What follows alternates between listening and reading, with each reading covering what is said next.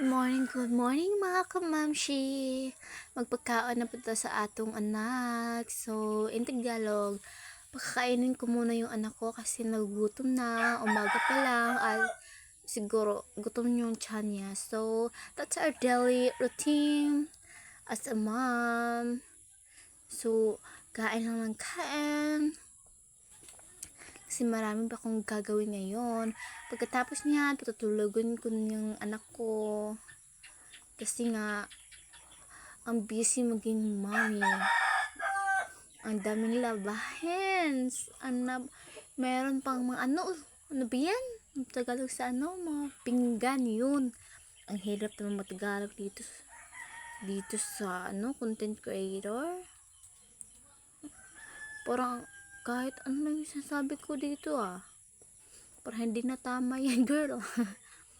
Yan mga kamam. So, this is my first content video. So, hope you enjoy my video with my cutie kid, my cutie pie. So, magpa-English na po rin eh. Tagalog, blog English nga apil mo mga Bisaya, mga kamamshi. So, paarti-arti ta karon. Kay dugay kay humatong anak o kaon kay bata pa man. Kaya itong bana ani karon katuron na napas pa dito siya og sugar cane para makakwerte na puta aron makapalit na putag Cerelac sa tong cutie pie. So, good morning mga kamamshi. If you're first time here in my page, just follow me and support me para mas marami pa tayong magagawang content.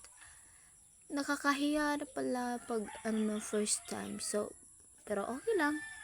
Just to be me. Just to be a mom. Ganyan talagang buhay. Ayan. Malapit na nga tayong matapos. Konting tiyaga na lang sa ating cutie babes. Sa ating cutie. Ayan. So, pabusugin muna natin yung ating cutie pie. Hindi pa nga tayo kapagtupi ng nilabhan ko kahapon. Oh my God, ang sakit na ng kamay.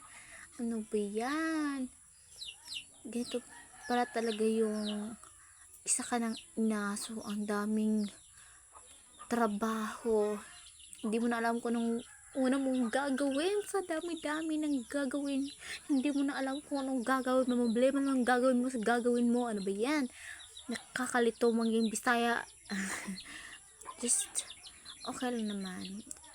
Ganito talang buhay ng isang Pinoy. Tiyaga tayo ganyan tayong mga Pinoy. Ang tiyaga-tiyaga natin, ang tiyaga kahit masakit na yung mga braso natin, pangangatawan, tiyaga pa rin tayo, laban lang. So, dito lang po ako